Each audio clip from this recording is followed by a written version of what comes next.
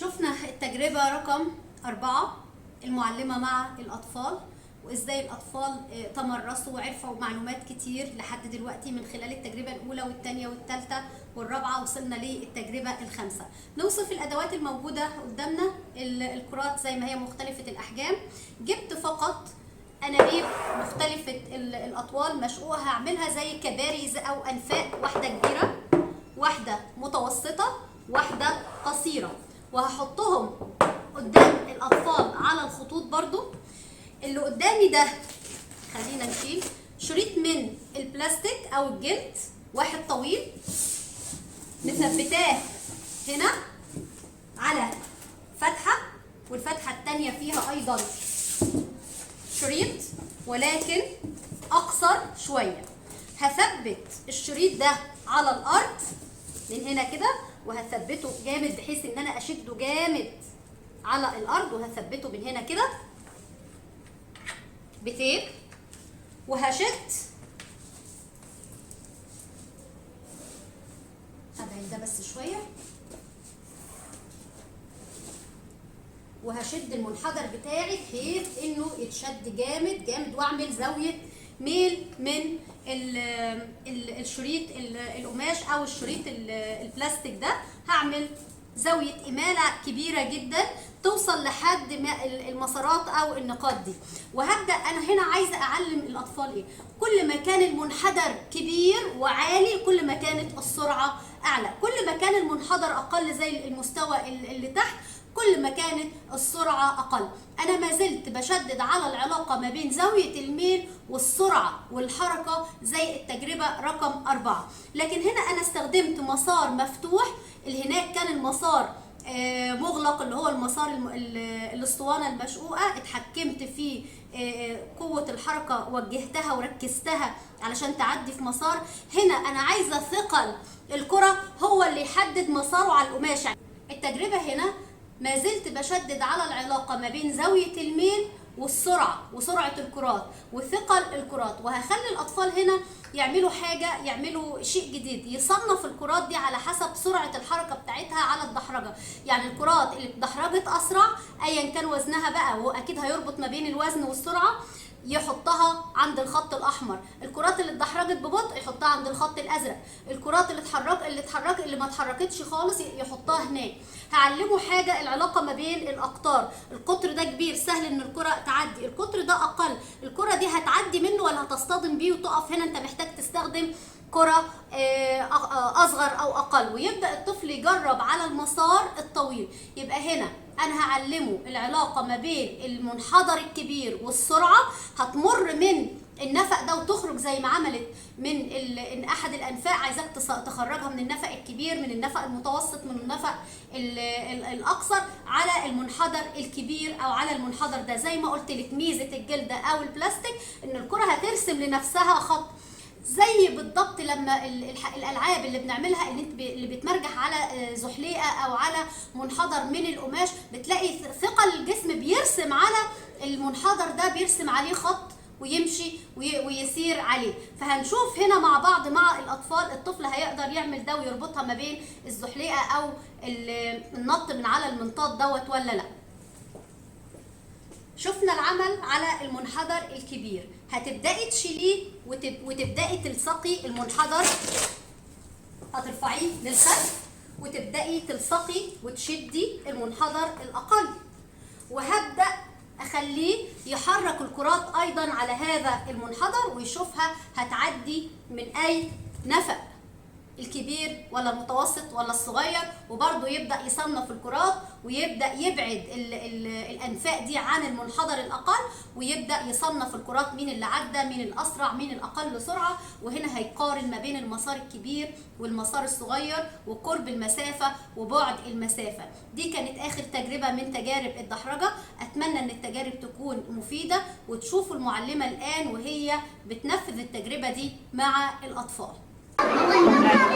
الطريق ده دي هتبقى طريق، بس طريق مقفول.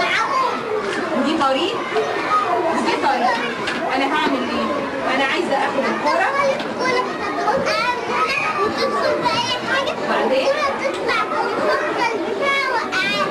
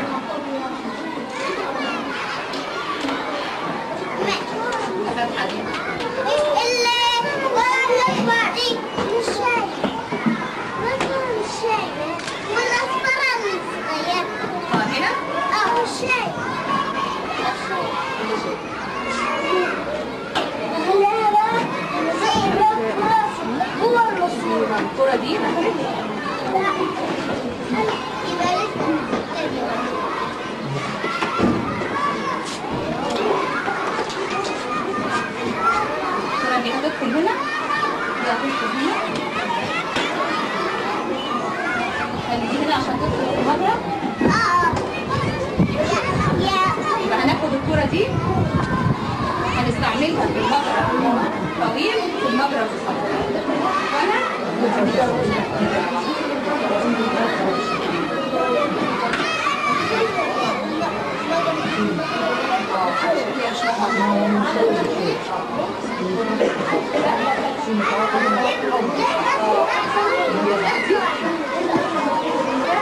عايزه ادخلها في المضرب ده وعايزاها تعدي علشان توقع كل واحد هياخد. يلا معلش مرة كمان وبعدين اديها للسبيل.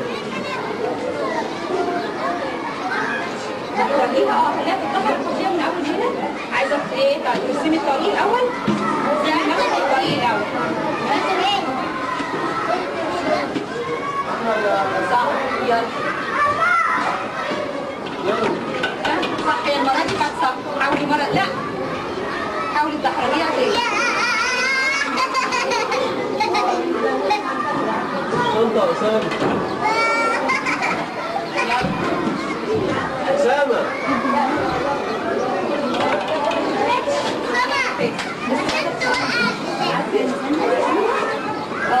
أسامة العربية بتاعتك. لحظة واحدة.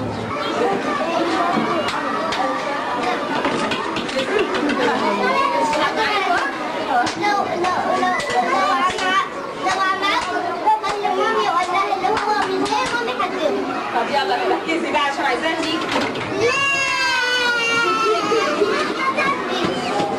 ركزي يا طارق ركزي يا طارق.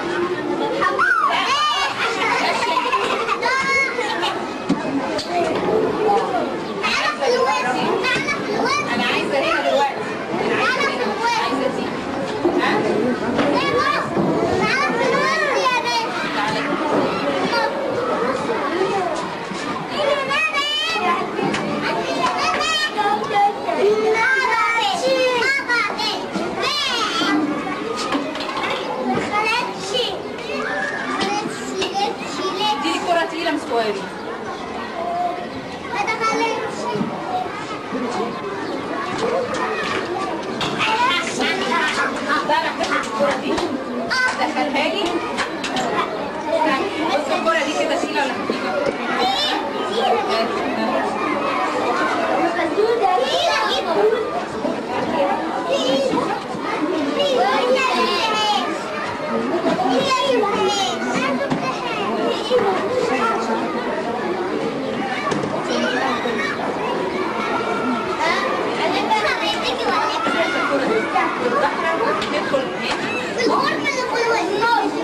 تدخل في الماسورة دي عشان تعدي توقعي العلبة اللي هناك.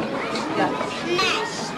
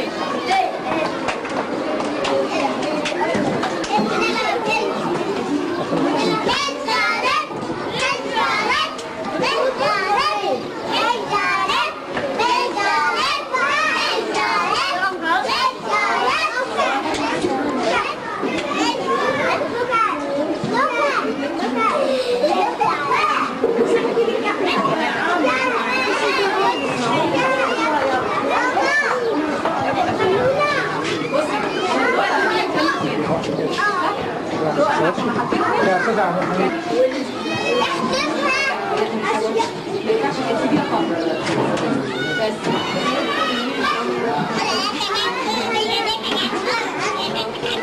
طفل عشان نتكلم تاني. عايزين نسأل تاني سؤال وتجاوبوا. لا انا كده هزعل. كده هزعل منكم. مش اما اجي تاني بكره مش هخليكم تلعبوا معايا. كل الناس اللي بيضربوا بعض. انا ما ضربتش حد.